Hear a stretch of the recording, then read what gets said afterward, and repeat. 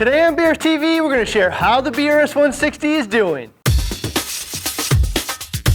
Hey guys, my name is Ryan. Welcome to another week of the BRS160, where every week we do our best to help you guys, members of the reefing community, enjoy your tanks and find new ways to explore the hobby. We do that by following the setup and progression of this 160-gallon reef tank. This is week 40, the tank is up and full of corals, everything looks really healthy and begun to settle in. Some of the corals we added just a few weeks ago have already started to encrust a rockwork beyond the plug they were mounted on.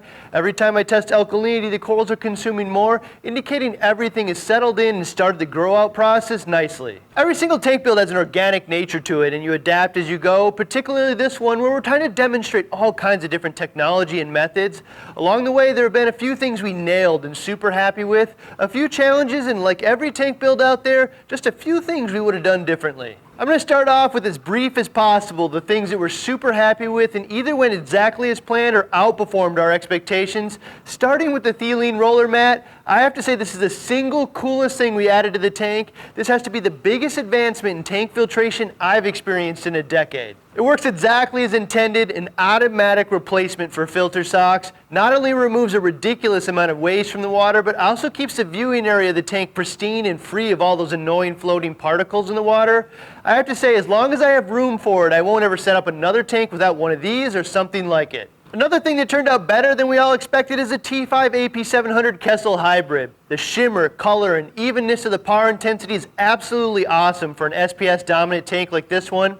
I seriously don't think we could have installed a better solution. I will say if this was more traditional mixed reef with more LPS where you might want some areas to be darker than others, I might have gone with 4 Kessel A360s, AI Primes, or Radion XR15s with the T5s so we could create high and low par zones in the tank a bit easier. I'm going to also say the skims recirculating skimmer has outperformed expectations both in terms of performance and ease of tuning. This pretty much matches the experience of the BRS team, many of which have been using various skimmers and been more than happy. Well, other members of the BRS team have run ZeoVit and their success inspired my desire. This is my personal first crack at the system. I have to say, for the first few days it seemed like a bit more maintenance than I was used to, but the low nutrient results are there with less than 1 part per million nitrate, 0.00 phosphate, and all of the corals, including LPS, look great in this pristine water quality. We will share more about the system as time goes on, but so far I have to say that dosing a few drops every day and giving the reactor a quick mix is probably one of the easiest ways of maintaining consistently near or at zero nitrate and phosphate. I'd also note that the magnetic reactor from KZ is a lot easier to move around than most of the others and probably worth the investment. On top of that, I have to say the process of mixing the ZeoVit every day and dosing a few drops of each product strangely has had the side benefit of keeping me more in tune with the tank.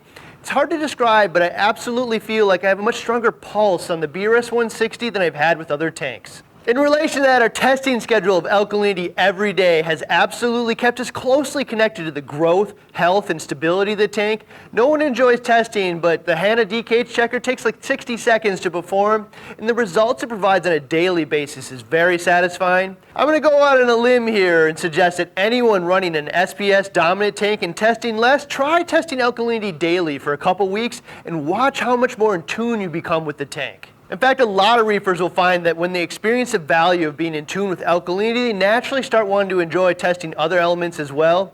Every Friday we test for calcium with the Red Sea kit, phosphate with the HANA checker, salinity with the Milwaukee digital refractometer, and nitrate with the NIOS test kit. I've tried a lot of different nitrate test kits and this is the only one I've been satisfied with my ability to read and trust. Lastly, once a month we test magnesium with the Saltwater test kit. This process will keep anyone in tune with the water chemistry and quality. The tank will benefit from it and show you with increased health and growth. Another thing I have to say I'm way more impressed with than I would have ever thought is the Walt Smith 2.1 artificial rock.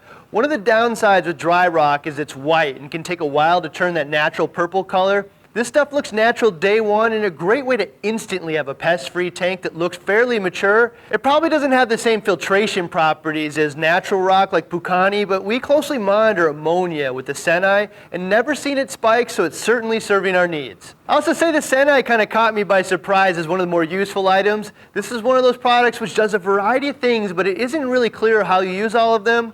First, it's becoming more and more clear every day that if you want to use LEDs and want awesome color and growth, it isn't as easy as it was with T5s and halides, which were basically plug and play. You'll likely have to adjust your LEDs, but not to what pleases the eye, but what pleases the corals. For $200, the Senai measures par, per, lux, and spectrum. In this price range, I think it's probably the best tool for the average hobbyist to adjust their LEDs. Beyond that, it monitors toxic ammonia gas and ammonium, water level, pH, and temp, and will send emails or text messages when they're out of range. A typical controller can do most of these things, but none of them will monitor ammonia, which, to be frank, is probably one of the most valuable because it's a true indicator that things are either dying or about to.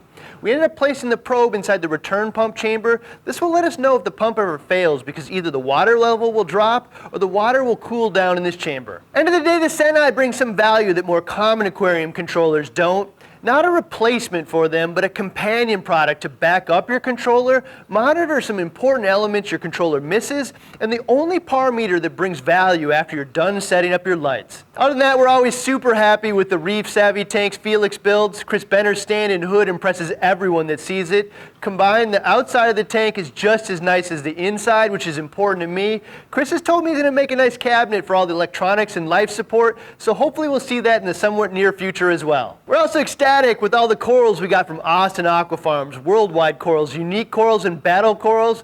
We've never directly recommended many livestock suppliers before, but all of them are awesome. The SPS frags from Battle Corals in particular were so stunning, I'm tempted to make a Battle Coral only themed tank. So there have been a few challenges as well, starting with sump design. Rick at Synergy Reef does an awesome job with acrylic, so the sump is awesome, and we're actually able to retrofit the roller mat into the existing plumbing fairly well.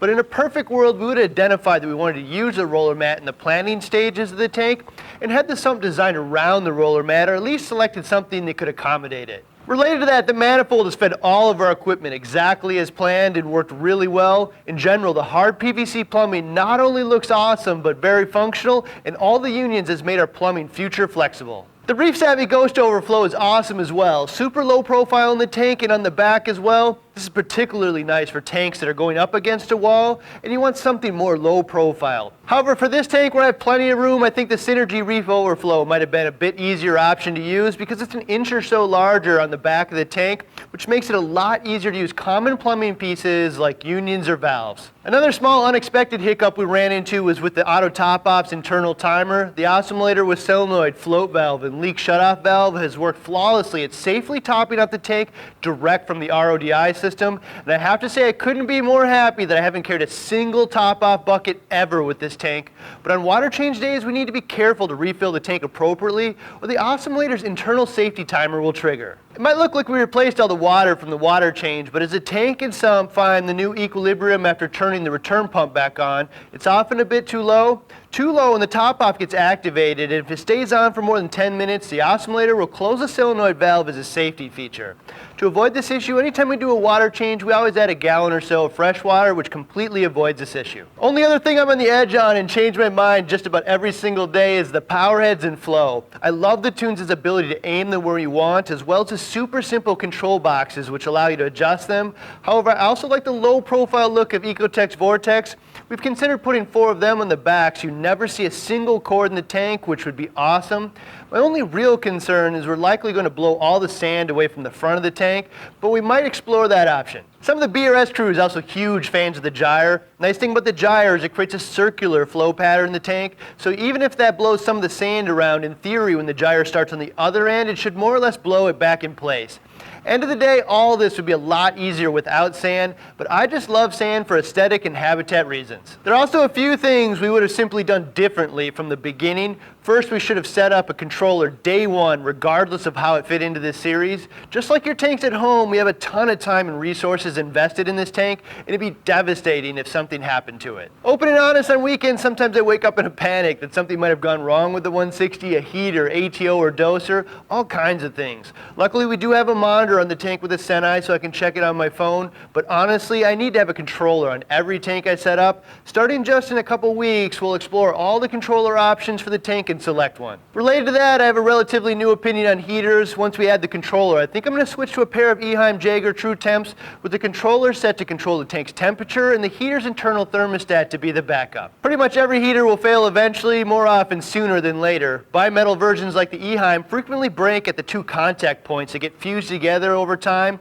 and the electronic versions, like most other heaters on the market or controllers, fail due to electronic component failure. I think the best type of redundancy relies on two dissimilar types of protection. In this case, a controller having a quality electronic thermostat and the Eheim super simple bimetal thermostat. If you take one of the bimetals apart, you can see how extremely simple they are. The reason that most reefers stray away from them is because this type of design generally has a 2 to 3 degree temperature swing, and the two manual contacts will eventually get fused together as they turn on and off constantly. This is why we'll likely use the controller's electronic thermostat as a primary, which is much more accurate, and then set the mechanical thermostat on the Eheim as a safety and a few degrees higher so the manual contacts get very little wear. Net result is a highly accurate and stable temperature for the tank and two dissimilar technologies backing each other up. Another change we made was removing the marine pier blocks from the sump. General thought by the team is they could potentially interfere with the Zeovit and not necessary in a Zeovit system which has its own biological filter media. The UV sterilizer also became obsolete at that point. We had to turn it off as part of running the Zeo program. And in relation to that, after running into some illnesses early on with this tank, it's really changed some of our tunes on proper quarantine. I personally made it 10 years without a real issue with illness in my tanks, but fairly typical. Once you do, everyone's more likely to put in added effort to avoid them in the future. So last week we asked all of you how valuable you thought feeding corals was, and it was a virtual tie between strong benefit for most or some corals and a general moderate benefit for the tank, but strong benefit for some corals eked out the win. In this week's poll, we're asking all of you, what's your favorite element of the BRS160? So click that I in the upper right-hand corner and vote. If you learned something new in today's video, let us know with a quick thumbs up and subscribe so you don't miss week 41, Feeding Your Fish.